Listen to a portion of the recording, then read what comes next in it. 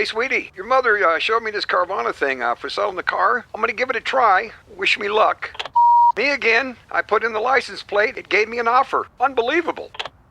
Okay, I accepted the offer. They're picking it up Tuesday from the driveway. I haven't even left my chair.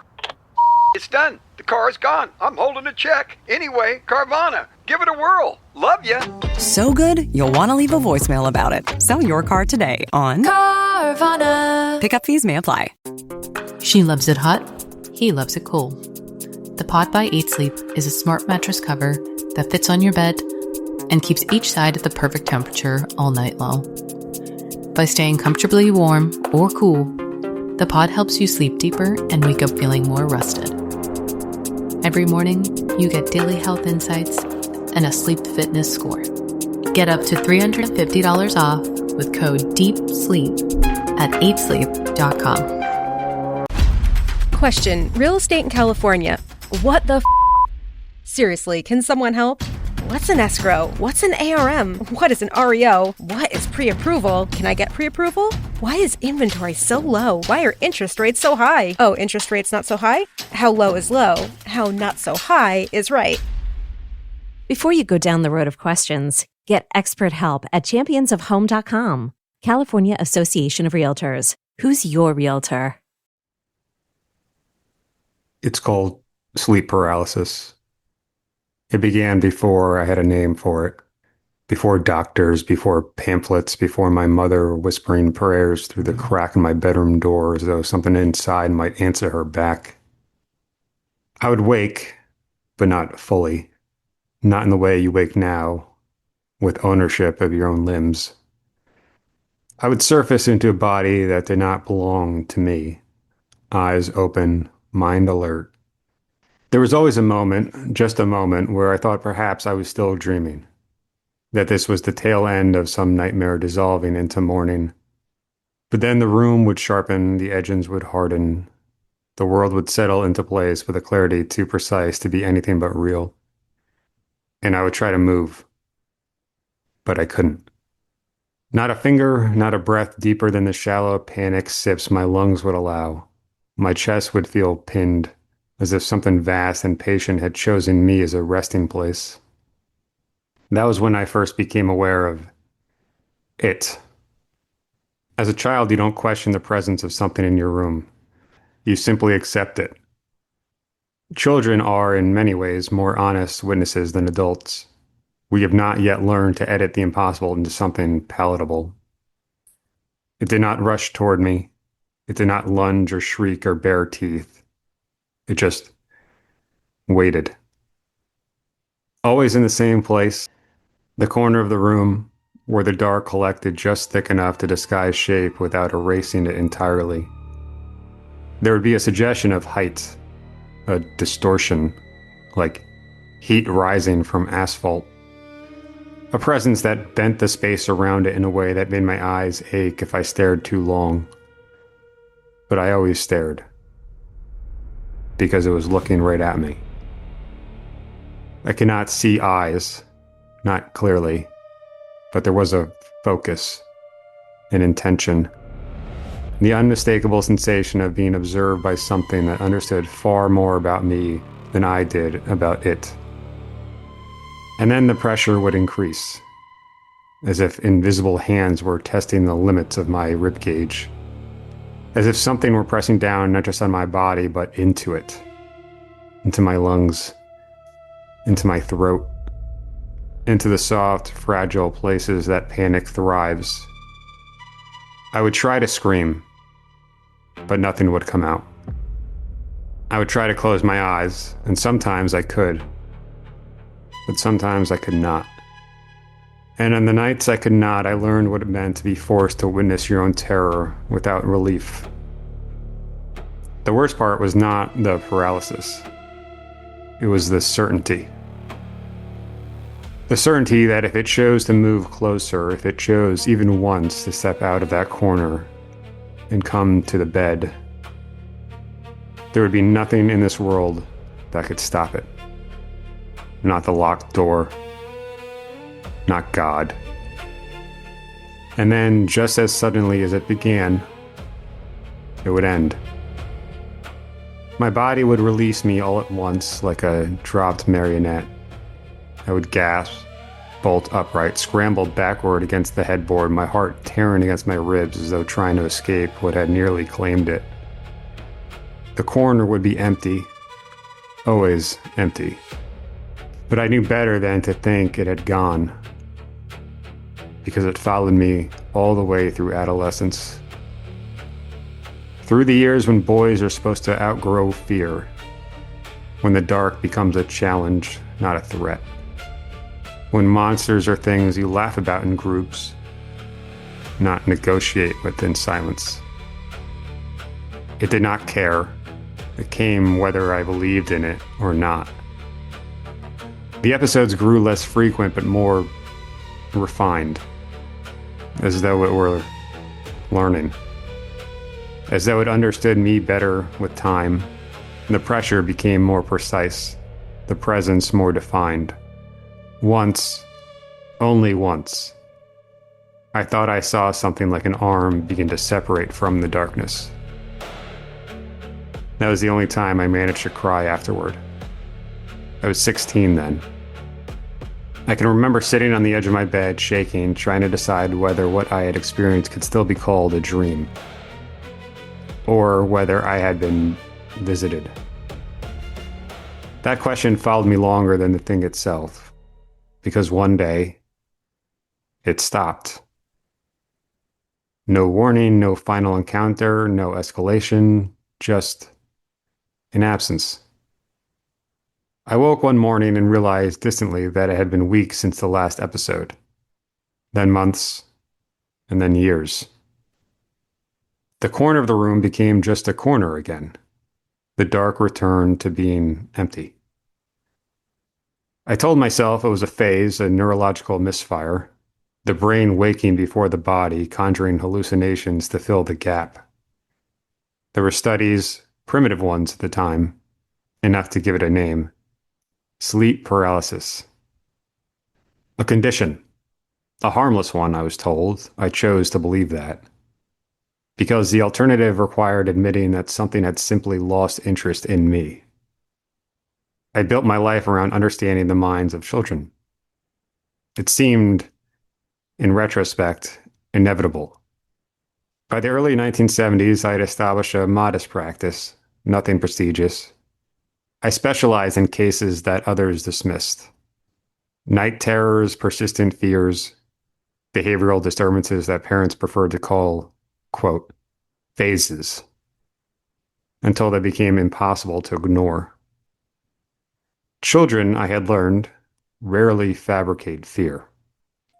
There was Margaret, age 8, who insisted that the wallpaper in her bedroom rearranged itself when she slept, into patterns that watched her. I taught her grounding exercises, had her redraw the patterns in daylight, reducing them to just shapes, stripping them of meaning. Margaret improved. There was Thomas, age 10, who refused to sleep in his own bed because he believed something sat at the foot of it each night, just beyond where his blankets covered his legs. He could not explain why he knew it was there, only that he did. We worked on gradual exposure, small steps. His parents reported progress. There was Elena, age 9, who described hearing breathing in her closet. Not scratching, not movement, just breathing. Her case required more delicacy, more reassurance. I never dismissed what she heard, I only helped her reinterpret it. Eventually, the breathing became, quote, the house settling. And then it became nothing at all. Or so Elena said. In each case, I offered the same foundation, control. Name the fear, define it, reduce it to something the mind can hold without breaking. It was, I told myself, the work I had needed as a child, the work I had never received. And perhaps in some quiet, unspoken way, I believed that if I could explain their fears, if I could dismantle them piece by piece, Then I might finally understand what had once stood in the corner of my own bedroom, or prove that it had never been there at all. The letter arrived on a Thursday, typed, not handwritten. A referral from a colleague in a neighboring district who claimed the case was, quote, beyond the scope, a phrase I learned to treat with caution. The child's name was Lance. No last name provided in the initial correspondence, only an age, 7. The notes were brief, unhelpfully so. Recurring nocturnal episodes, patient reports inability to move upon waking. Describes presence in room, increasing distress, parent concerned. I remember reading that line more than once. Describes presence in room. A familiar phrase. I set the letter down on my desk and stared for a long moment at the corner of my own office where the light from the window failed to reach. I found myself, without quite meaning to, holding my breath. Then I exhaled, reached for the phone, and instructed my secretary to schedule the appointment. Next available, I told her. A pause, and then more quietly. Make it soon. The phone call came late in the afternoon, at that hour when the light begins to thin and stretch itself across the floor in long, uneven shapes. My office had grown quieter by then. The last of the day's patients had gone, and the building itself seemed to settle into a kind of patient stillness. I remember watching the dust drift lazily through a beam of sunlight when the rotary phone broke the silence with a sharp, insistent ring. Dr. Warren, I said, picking it up. There was a pause near their end, brief but noticeable. Not the fumbling sort of pause that comes with searching for words. More the kind that suggests someone reconsidering whether they should have called at all. Arthur Bell, the voice said finally. I sent over the referral this morning. I received it, I told him, leaning back slightly in my chair. The child, Lance? Yes, Arthur said. Lance. There was something in the way he said the boy's name. Not fear exactly, but a reluctance to give it weight. I take it there's more than what you put in the letter, I told him. Arthur exhaled softly, the sound carrying through the line like a quiet admission. There usually is, he said. But in this case, he trailed off, then began again more deliberately. I didn't want to influence your initial impression. You're better without that. I'm better with information, I told him. A faint, humorless chuckle answered me. Fair enough, he said. Then I'll give it to you plainly.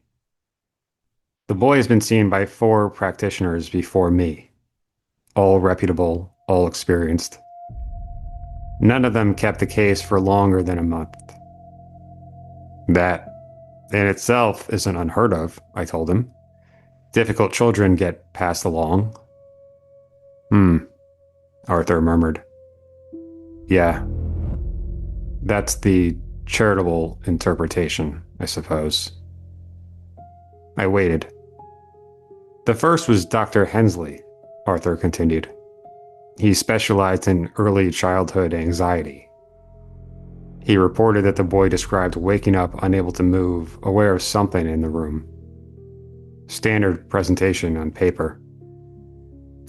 Dr. Hensley attempted routine intervention, reframing, reassurance, sleep conditioning. Within 2 weeks, he began complaining of persistent insomnia himself. He claimed he could no longer fall asleep without feeling watched.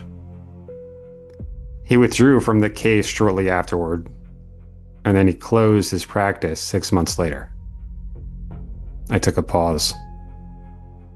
Well, that could be coincidental, I told him. Yes, Arthur said. It could be coincidental. He continued before I could add anything further. The second was Dr. Kaplan. More skeptical by nature. He approached the case with a stricter clinical framework. dismissed the boy's descriptions outright as hallucinations. For a time, it seemed effective. The child stopped describing the presence. Well, that sounds like progress, I told him. It would have been, Arthur replied, if Kaplan hadn't started reporting the same symptoms himself. Not insomnia, not at first. He described brief episodes during the day. Moments where he would lose track of time and find himself staring at corners of rooms without knowing how long he'd been standing there. He called them lapses, and then they became more frequent. So he requested a leave of absence, and last I heard, he had admitted himself for observation. And the third? I asked Arthur.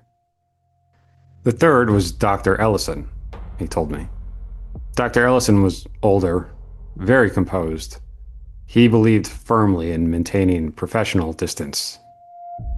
Documented everything meticulously. His notes were thorough.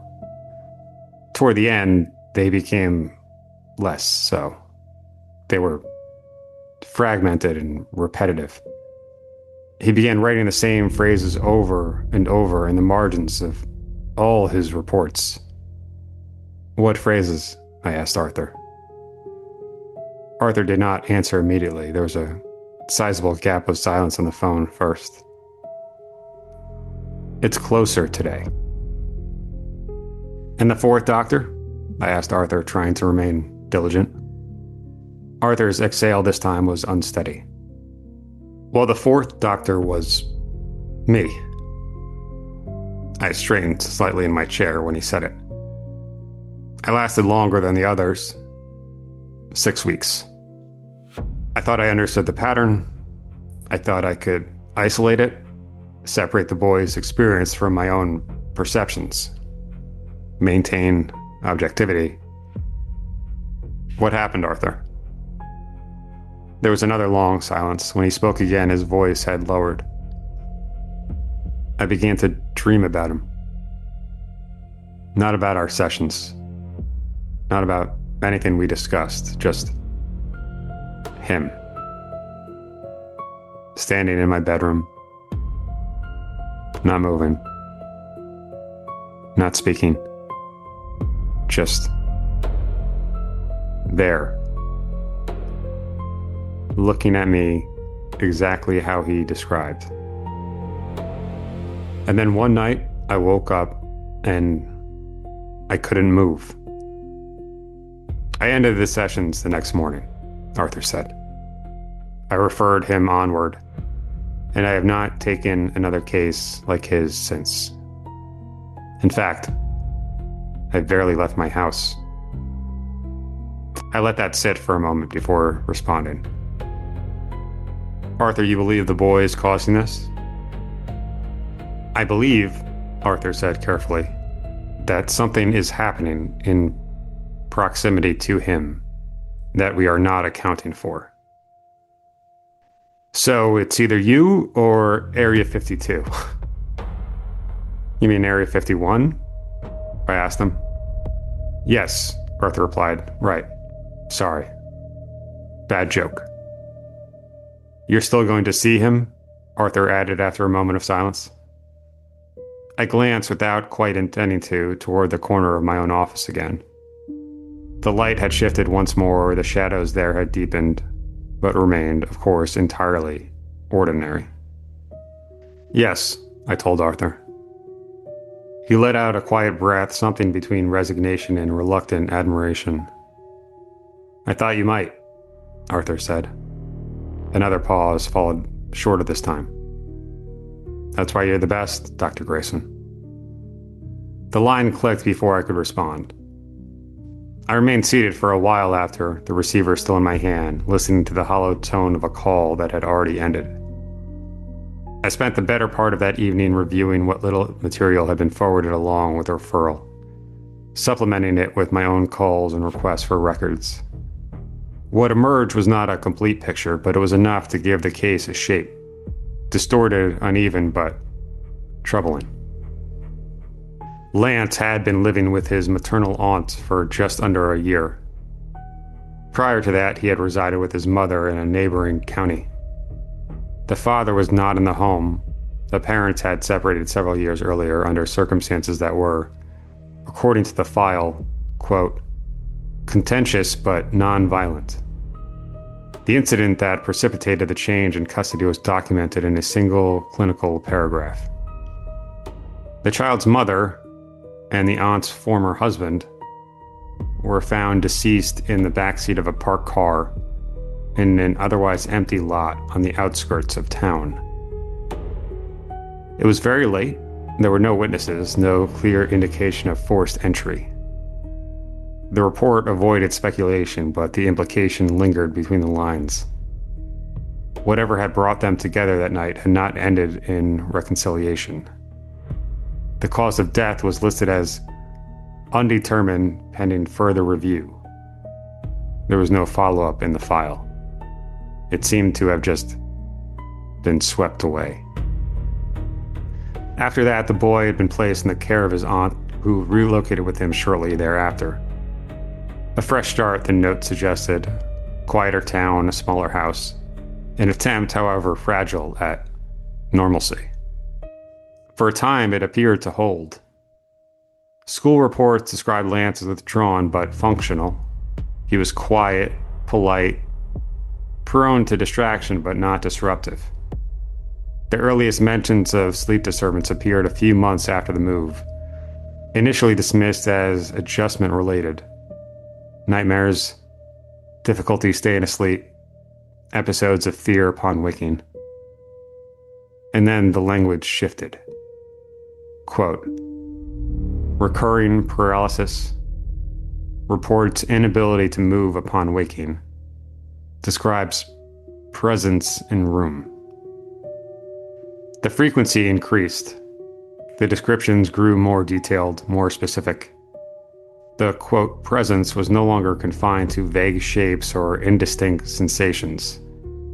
There were references, brief, inconsistent, but persistent, to proximity, to movement, to something that did not remain where it was first seen. I closed the file and sat for a while in the dim light of my office, aware of the quiet pressing in around me. There are cases that present as puzzles and cases that present as patterns. This one resisted both. It felt less like something to be solved and more like something that had already begun unfolding, whether I chose to participate or not. Hey, sweetie, your mother showed me this Carvana thing for selling the car. I'm going to give it a try. Wish me luck. Me again. I put in the license plate. It gave me an offer. Unbelievable. Okay, I accepted the offer. They're picking it up Tuesday from the driveway. I haven't even left my chair. It's done. The car's gone. I'm holding a check. Anyway, Carvana, give it a whirl. Love ya. So good, you'll want to leave a voicemail about it. Sell your car today on Carvana. Pickup fees may apply. She loves it hot. He loves it cold. However you sleep, the Pod by 8 Sleep adapts to you.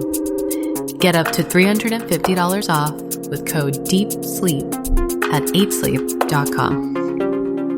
Bringing a data center online takes more than equipment. It takes precision. Graybar helps customers predict, stage, schedule, deliver, and verify every step of the build with critical products that are available now. From networking and wireless to critical power and testing tools, our teams help you reduce downtime risk and keep projects on track. Speed, scale, ready now. Yep, Graybar does that. The intercom buzzed, sharp and immediate, pulling me back into the room. Your 2:30 is here. I glanced at the clock. I had not realized how much time had passed. Send them in, please. There was the soft click of the outer door opening, followed by the muted sound of footsteps crossing the waiting room. I straightened slightly, collecting the file, preparing myself for the usual introduction.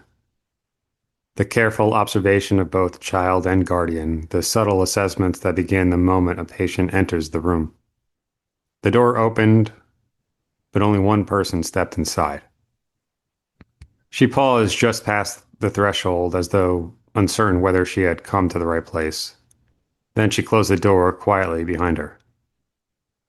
She was in her late 20s, perhaps older. Fatigue has a way of obscuring those distinctions. Her coat hung loosely on her frame, and there was a tightness to the way she held herself, as if bracing against something that had not yet struck. "Mrs. Calloway?" I asked, rising to greet her. She nodded quickly. Yes, I'm sorry, She stopped, pressed her lips together, then extended a hand that trembled just enough to notice. "You must be Dr. Grayson." "I am," I said, shaking her hand. Her skin was cold. "Please, have a seat." She sat, but not comfortably. There was a restless energy in her movements, a constant adjustment, hands clasping, unclasping, fingers pressing into her palms as though testing sensation. I glanced briefly toward the door behind her. "And Lance?" I asked. "Is he in the bathroom?" Something in her expression shifted immediately. "He isn't here," she said. There's a brief beat of silence. "I see," I said carefully. "Was there an issue bringing him in today?" Her gaze dropped to her hands, and for a moment she did not answer. When she finally did, her voice was much lower. "It's gotten worse." "In what way?" She let out a small, unsteady breath, as though the act of explaining required more effort than she had anticipated. "I thought it was just him, Doctor. The nightmares, the waking up, the things he said he saw. I told myself it made sense after everything that had happened." Her voice began to falter, but then it steadied. "Children process trauma in strange ways, I know that. That's what everyone tells me. And that's what I wanted to believe. But the last couple weeks, it's not just him." I felt a subtle tightening in my chest as she sat there, silent. "What do you mean, Mrs. Calloway?" She looked up at me then, and whatever composure she had been holding on to began to slip. I couldn't move. I woke up, and I couldn't move at all. I thought I was dreaming, but I wasn't. I could see everything. The room, the window, the dresser. I could hear the clock ticking. And then there was something in the corner. I told myself it was just my imagination, that I was just borrowing his fears somehow. That's what I thought. And then it moved. It didn't rush. It didn't do anything sudden. It just shifted. Like it was stepping out of the dark, but not all at once. And the closer it got, the harder it was for me to breathe. Like it was taking the air away. I tried to scream, but I couldn't. And then I tried to wake myself up, but I was already awake. And then I had a dream, or I thought it was a dream. I was standing in Lance's room, but it wasn't quite his room. Everything was off. I mean, the furniture was there, but not where it's supposed to be. The walls were too close. And he was in his bed, just lying there. staring up at the ceiling. But there was also something standing behind me. I couldn't turn around. I knew it was there because if I leaned back even just a little, I could feel it breathing. This hot, disgusting breath right on my neck. And then Lance spoke. You know what he said? Well, looking right at me, he said, "You're not my mother." I chose my next words carefully. What you're describing, Mrs. Calloway, it can be associated with shared anxiety responses. Prolonged exposure to a child's distress, it can... She cut me off. He needs an exorcist. Mrs. Calloway, I said evenly, trying to remain calm. Exorcisms are not a responsible course of action. They are not grounded in any sort of... Ever since that movie came out, people think it's real.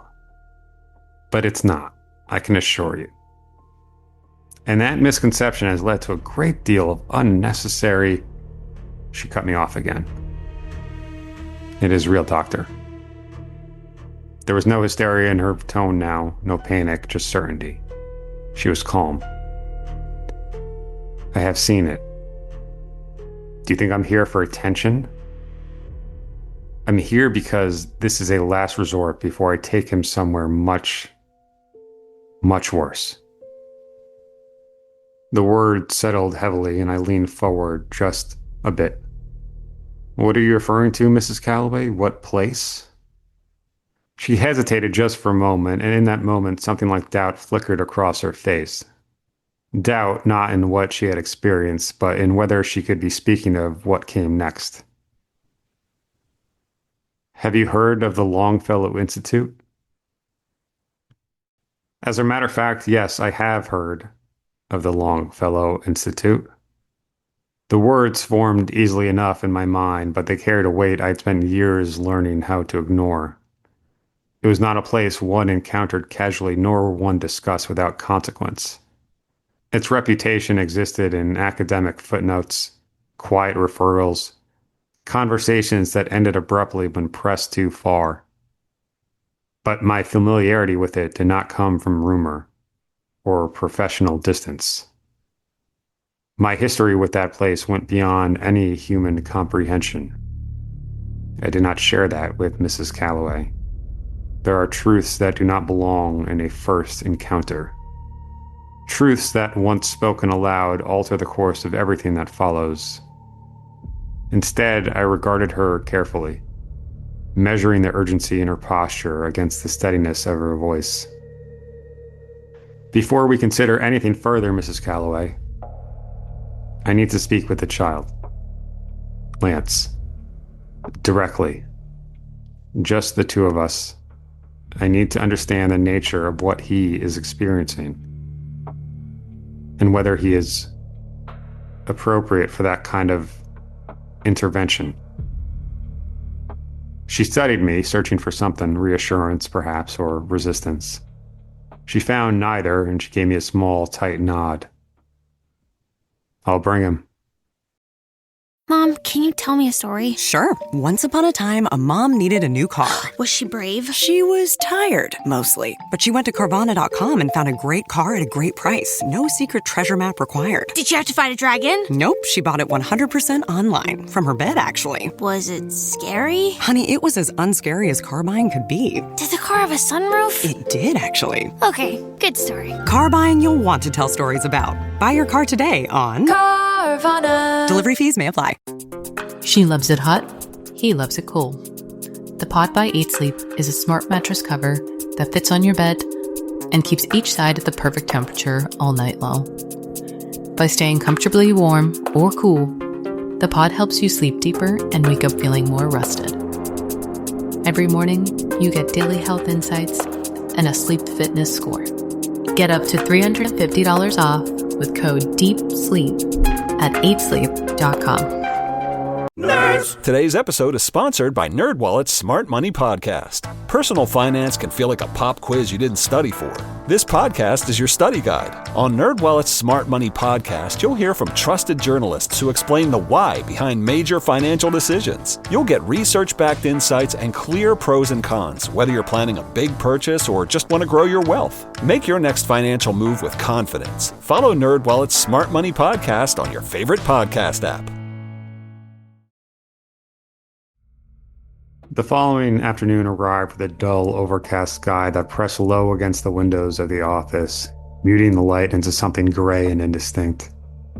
I found myself checking the clock more often than usual, aware of the quiet in the waiting room, of the absence where there should have been at least 2 sets of footsteps. The boy stepped inside alone. He closed the door behind him with a deliberate care that felt older than his years, then turned and regarded the room as though confirming its dimensions. He was smaller than I expected. 7, the file had said, but there was a stillness to him that resisted easy categorizing. In his hands, held tightly against his chest, was a book. "Lance?" I said, rising slowly from my chair. He nodded once. I waited for a moment, then glanced past him towards the empty hallway. "Is your aunt here? Is she parking the car?" His gaze shifted slightly, not to me, but to something just over my shoulder, as though checking a point in the room that only he could see. He adjusted his grip on the book, pressing it closer to his chest, and waited. There are moments in practice where the appropriate course of action is not to press, but to redirect. Children, particularly those who have learned to guard their words, will not be compelled into openness by insistence alone. "Well, why don't you come in?" I said gently, gesturing toward the chair across from my desk. "We can just hang out and talk for a bit. Is that okay?" He moved without much hesitation, stepping into the office and taking the seat that I indicated. His movements were quiet, economical. He placed that book into his lap, but did not release it entirely, one hand remaining on its cover as though ensuring it could not be taken away. I resumed my own seat, adopting a posture that suggested ease rather than scrutiny. "Do you like to draw, Lance?" A small pause, then another nod. I reached into the drawer beside me and withdrew a pad of paper and a set of colored pencils, placing them within his reach. "You can draw anything you like, anything at all. There's no right or wrong way to draw. That's why it's so much fun." He looked at the materials for a moment, then set the book carefully on the desk, close enough that his arm still brushed against it, and then he picked up a pencil. What followed was not the hesitant, exploratory movement of a child unsure of what to create. It was immediate, intentional. The pencil moved with a confidence that bordered on urgency, lines forming quickly, decisively, as though he were not inventing an image so much as transcribing one. I allowed the silence to stretch, observing without interrupting. This too was part of the process, allowing the child to establish a sense of control, to occupy the space without any pressure. Minutes of silence passed. "Hey Lance, would you like to tell me about what you're drawing?" He did not answer. The pencils continued to move. There's a point in observing a drawing where curiosity gives way to something else. A recognition that what is being placed on the page exceeds the expected boundaries, not just of skill, but of subject. I felt that shift before I fully understood why. "Lance, is it okay if I look at what you're drawing?" The pencil stopped. For a moment, he simply stared at the page as though considering something. Then, slowly, he turned the pad toward me. I have seen children depict fear before. Monsters under their beds, shadows with teeth, distorted figures that borrow their shapes from half-remembered stories or overheard warnings. This image was dense, layered, almost oppressive in its detail. Forms intertwined in ways that defied easy interpretation.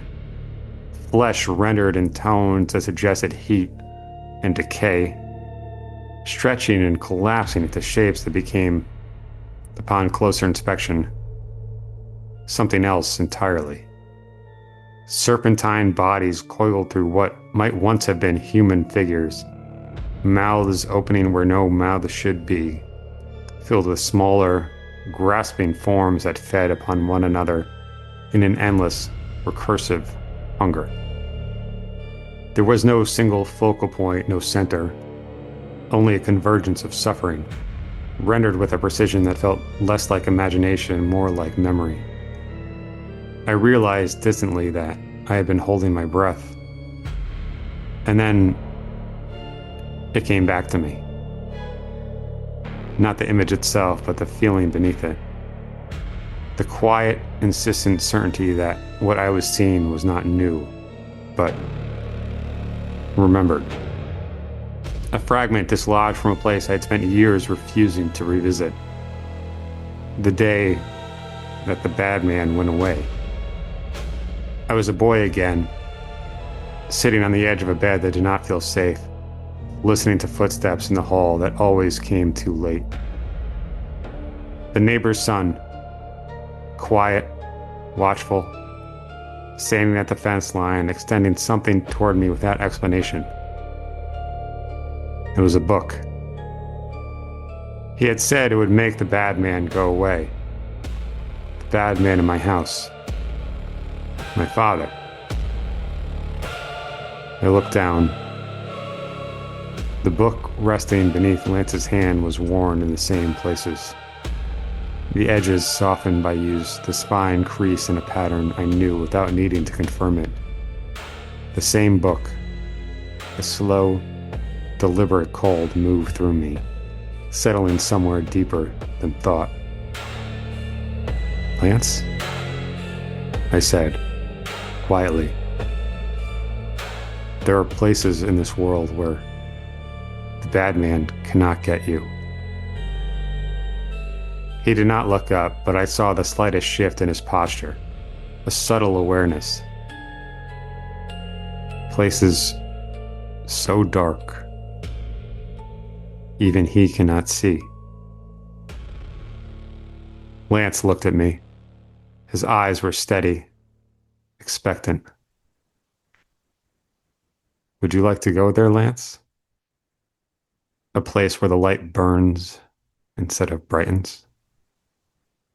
For the first time since he had entered the room, something changed. It began at the corner of his mouth, small, almost imperceptible. Then it spread, slow and deliberate, into a smile that did not belong to a child who had spent the last hour in silence. Yes.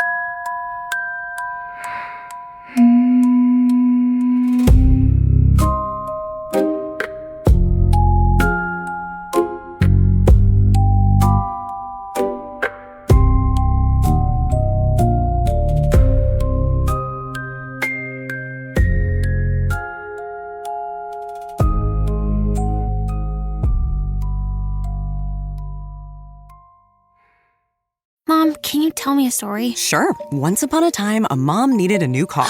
Was she brave? She was tired, mostly. But she went to Carvana.com and found a great car at a great price. No secret treasure map required. Did you have to fight a dragon? Nope, she bought it 100% online. From her bed, actually. Was it scary? Honey, it was as unscary as car buying could be. Did the car have a sunroof? It did, actually. Okay, good story. Car buying you'll want to tell stories about. Buy your car today on Carvana. Delivery fees may apply. She loves it hot. He loves it cold. However you sleep, the Pod by 8 Sleep adapts to you.